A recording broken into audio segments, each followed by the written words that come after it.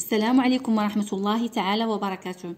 إن شاء الله عندنا لكسيك الوحدة الثالثة الأسبوعان الأول والثاني الصفحتان 62 63. عنوان الدرس لكسيك relatif à l'environnement، المعجم المرتبط بالبيئة. J'observe et je découvre. La première phrase: derrière la maison وراء المنزل une forêt escalade la colline. غابة تتسلق التلة. هاد الجمل هادو اللي هنايا مخودين من داك النص اللي كنا فيه تنقريناه une petite maison de la campagne. La deuxième question, la deuxième phrase, pardon. Entre l'école et la maison, يعني ما بين المدرسة والمنزل un champ de blé encore bien vert، يعني كاين واحد الحقل من القمح encore bien vert، مازال خضر. était couvert de coquelicots، مغطى بشقائق النعمان rouge، شقائق النعمان الحمراء، et de marguerite blanche، وأزهار الأقحوان البيضاء. La première question: quels sont les éléments de la nature cités dans ces deux phrases؟ ما هي عناصر quels sont les éléments de la nature، ما هي عناصر الطبيعة، العناصر ديال الطبيعة المذكورة في الجملتين. في العناصر ديال الطبيعة عندنا une forêt، عندنا لا كولين التلة، عندنا ان شون دو بلي، عندنا كوكليكو اي مارغوريت. اذا هادو هما العناصر ديال الطبيعه اللي غادي نكتبو. دونك اون فوري،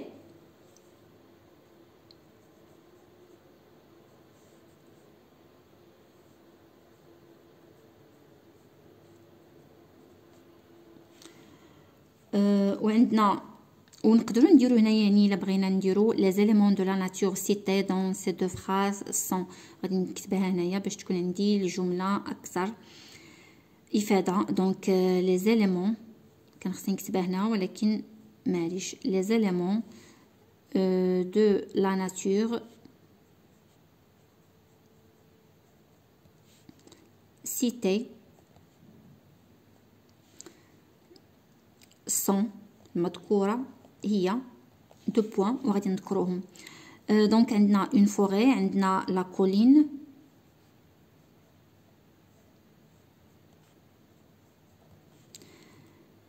عندنا ان شون دو بلي، عناصر ديال الطبيعه، ان شون دو بلي.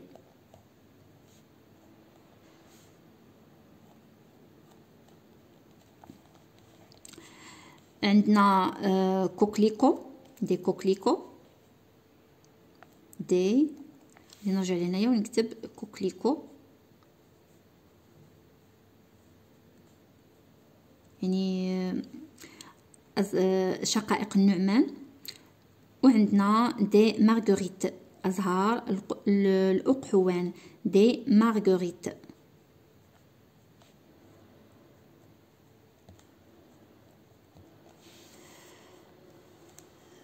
La deuxième question: écris les mots qui t'ont permis de répondre. ما هي الكلمات التي مكنتك من الإجابة؟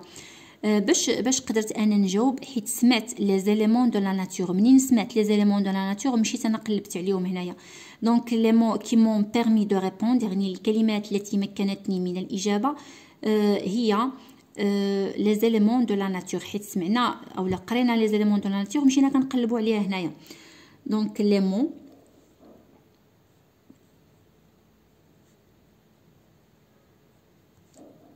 كي يعني واخا هاد المساله هادي راها كتضيع لنا الوقت وكدير لنا الفيديو طويل، ولكن من الاحسن اننا نديروها لي زيليمون لي مو كي مون بيرمي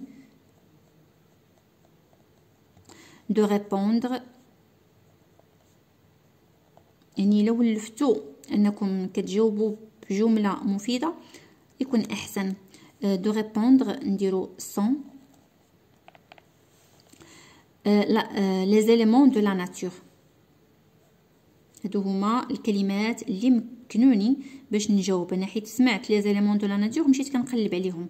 لي زيليمون دو لا ناتور، عناصر الطبيعه. La question numéro 3. À quel champ lexical ces mots appartiennent-ils؟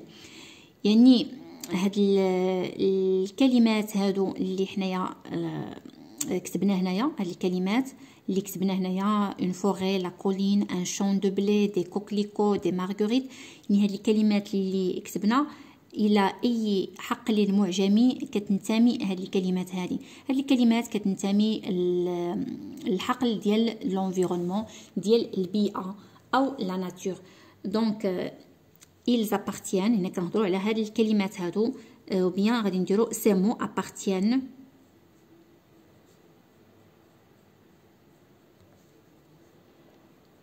يعني تنتمي، هاد الكلمات تنتمي، bien elles appartiennent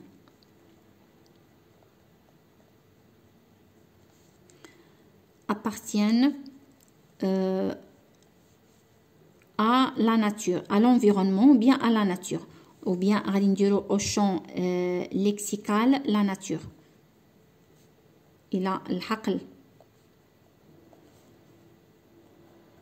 اللغوي، الحقل المعجمي، دو بوان، ونديرو l'environnement bien la nature اللي هو هذا l'environnement ou bien la nature، يعني البيئة أو الطبيعة. ندوزو دابا je manipule et je réfléchis.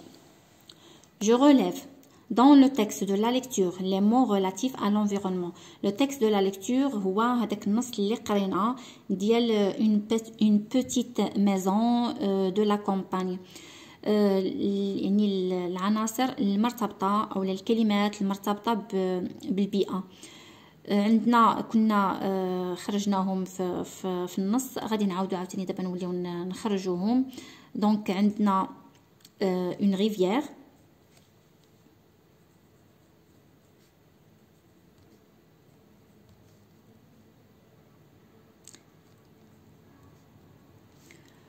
وعندنا berge،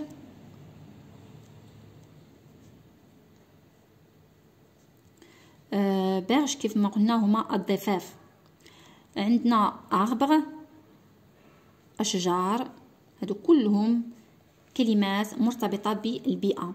عندنا fleur، ciel، سماء. عندنا forêt، غابة. عندنا أيضا champ de blé، حقل من القمح، champ de blé. عندنا أيضا كوكليكو، هما شقائق النعمان. عندنا مارغوريت،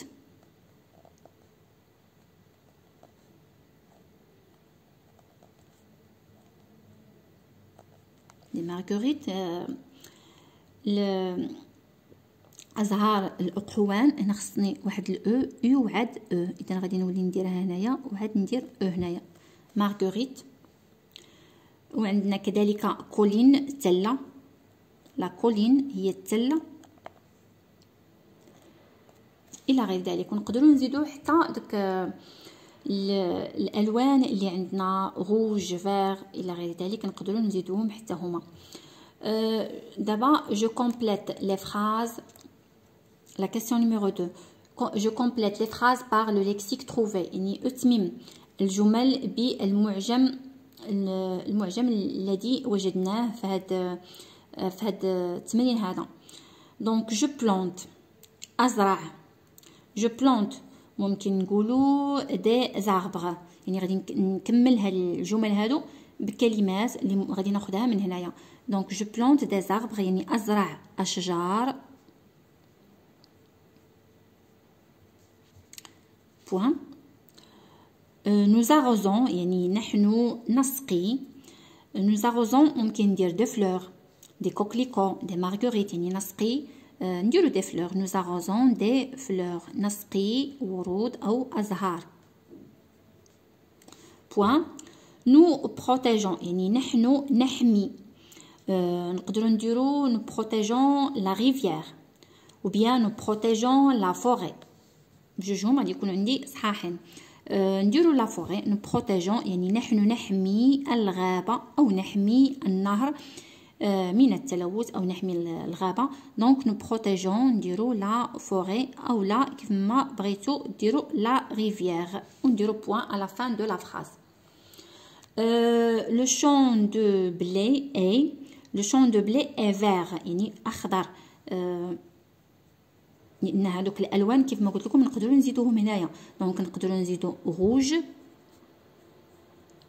كنقولوا دي كوكليكو روج. نقدروا نزيدو لو شون دو بلي فير تا هادو نقدروا نزيدوهم تا هما ils appartiennent au lexique relatif à l'environnement. نشوفوا دابا لا كيسيون سويفون. عندنا جو روتيان غادي نقراو القاعده وغادي نفهموها. Pour parler de l'environnement, je peux utiliser يعني لكي أتحدث عن البيئة يمكن أن أستعمل إما غادي نستعملو des noms أسماء des verbes أفعال أو غادي نستعمل des adjectifs نعوت أو لا des participes passés. غادي نبداو بلي نون الأسماء.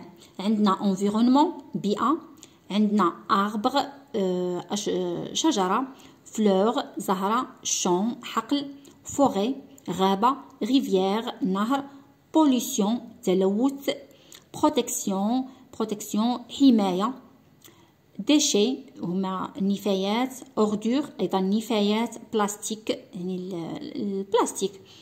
عندي هنايا verbe الأفعال arroser يعني يسقي planter يزرع salir يعني كيوسخ nettoyer يعني كينظف. salir c'est le contraire de nettoyer. salir هو le contraire ديال nettoyer. salir c'est le contraire de nettoyer. salir كيوسخ nettoyer كينظف. protéger protection يعني نحمي protection هذا هو الاسم. polluer pollution يعني يلوث و pollution التلوث. دابا ندوزو les adjectifs et les participes passés. les adjectifs عندنا vert أخضر rose هادو كلهم des adjectifs. vert أخضر rose وردي بلو أزرق. polluer عندنا propre. هاد polluer هادي غادي تقدر تكون participe passé ديال le verbe polluer. propre نظيف sale متسخ désagréable désagréable يعني مقزز ولا مزوينش ولا موسخ ولا بحال هكذايا désagréable. عندنا nettoyer يعني نظيف. دابا غادي ندوزو لصفحه رقم 63. صفحه رقم 63 هي تتمه ديال لكسيك relatif à l'environnement. هذا في الأسبوع الثاني. je m'entraîne أتدرب. la première question je complète chaque phrase par l'un des mots de la liste suivante. أتمم كل جملة بإحدى كلمات اللائحة التالية. هذه الكلمات هما clair clair يعني صافي l'environnement البيئة la nature الطبيعة des arbres الأشجار. les gens protègent الناس يحمون. الناس كيحميو la nature protège la nature أو l'environnement. donc protège la nature. نديرو point. les sacs en plastique polluent يعني الأكياس البلاستيكية تلوث البيئة. pollue l'environnement تلوث البيئة.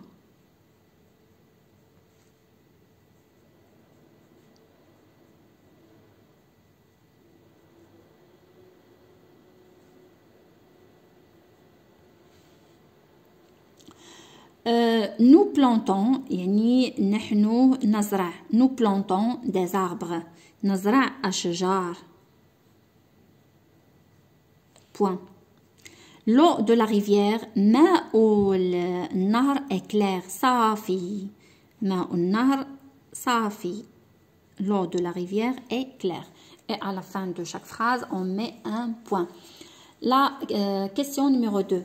Je complète les phrases en utilisant un lexique relatif à l'environnement. يعني أتمم الجمل باستعمال معجم مرتبط بالبيئة. Cette plage est. Nous pouvons nous y installer. يعني هاد الشاطئ هذا غادي نشوف شنو غادي. Nous pouvons nous y installer. يعني يمكن لينا نجلسوا فيه. إذا ممكن ندير cette plage est propre نظيفة. يعني هاد الشاطئ هذا نظيف. Cette plage est propre. لا عندي هنايا فراغ que j'ai visité est belle. اللي زرتها جميلة. غادي نشوفوا على من كنهضروا. Il y a des plantes variées. يعني هناك نباتات متنوعة. إذن فين كاينين نباتات متنوعة نقدروا نديروا لا فوغي. لا فوغي الغابة. لا فوغي que j'ai visité est belle. يعني الغابة التي زرتها جميلة. Il y a des plantes variées. هناك نباتات متنوعة. Nous avons عندنا notre quartier يعني الحي ديالنا il est devenu propre يعني أصبح نظيفا. إذا شنو درنا له nous avons nettoyé notre quartier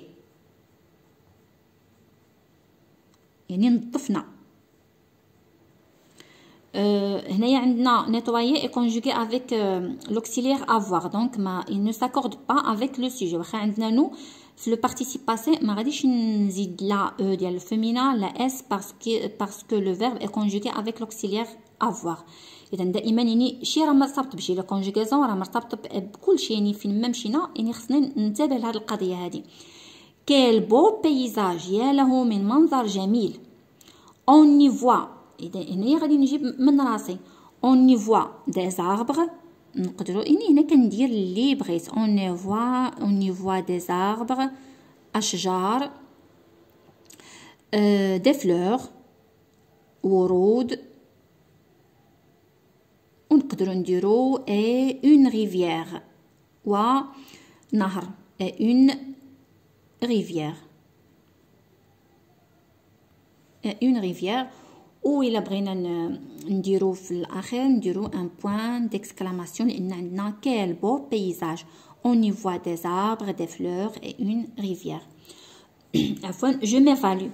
Je complète le texte ci-dessous par le lexique suivant. يعني أتمم النص التالي بالمعجم التالي. يعني هنايا عندي المعجم وهذا أو ماء. فولتيج يعني ترفرف. جولي جميلة. مارغوريت الزهار الأقحوان. مونتاني جبل. ست شنو غادي نديرو هنايا est agréable de son sommet donc غادي تجيني هنايا مونتاني. ست مونتاني يعني هذا الجبل رائع. ست مونتاني est agréable de son sommet من أعلى قمته. on voit deux يعني نرى de quoi deux jolies collines يعني تلتان جميلتان. دو جولي كولين تلتان جميلتان. غادي نزيد هنايا حيت ما بيناش هاد كولين. سيباري بار اون ريفيير يعني هاد التلتان مفروقين بواحد النهر ما بيناتهم كيفرق واحد النهر. عندي هنايا دو سيت ريفيير اي بور اي كلير دونك غادي ندير لو يعني ماء هذا النهر. لو دو سيت ريفيير ماء هذا النهر بور يعني نقي éclair وصافي. au bord de cette rivière على جانب هذا النهر هذا il y a des coquelicots كاينين شقائق النعمان. des marguerites وأزهار الأقحوان. marguerite et des végétations vertes ونباتات خضراء. des oiseaux chantent يعني طيور تغني أو تغرد. دي زاباي بوغدون يعني هذيك لي زاباي داك النحل كيدير داك الصوت ديالو داك الطنين. الطنين ديال النحل. دي زاباي بوغدون اي دي بابيون فولتيج ترفرف. اي دي بابيون فولتيج. فولتيج دو فلور اون فلور يعني ترفرف من زهرة إلى أخرى. La deuxième question, j'écris une phrase en utilisant أكتب جملة مستعملا. لأن عندي فوري غادي نستعملو نديرو جملة فيها فوري، يعني هادوك فقط كيبقاو أمثلة. دونك الجملة اللي ممكن نديرو باغ اكزومبل لا فوري.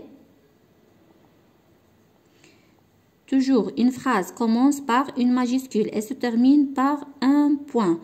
La forêt abrite يعني الغابة باردون أبريت غادي نحيد هاد انتي، نحيد هاد انتي غادي نخلي غير او أبريت. لا فوري أبريت بوكو دانيمون، يعني الغابة تأوي عدة حيوانات.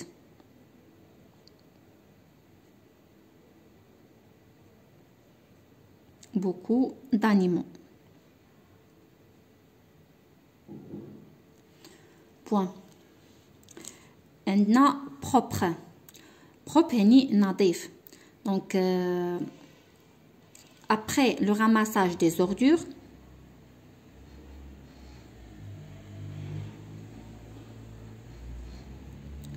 après le ramassage بعد جمع النفايات après le ramassage des ordures virgule notre quartier est devenu propre. Notre quartier يعني الحي ديالنا أصبح نظيف. Notre quartier est devenu وهنايا ما غاديش ندير او لأن عندي quartier est masculin. Masculin singulier. Donc est devenu propre ou bien très propre. نديرو très propre. Point. دابا عندنا nettoyer. nettoyer يعني غادي نديرو nous avons nettoyé notre classe، يعني نظفنا القسم ديالنا. nous avons nettoyé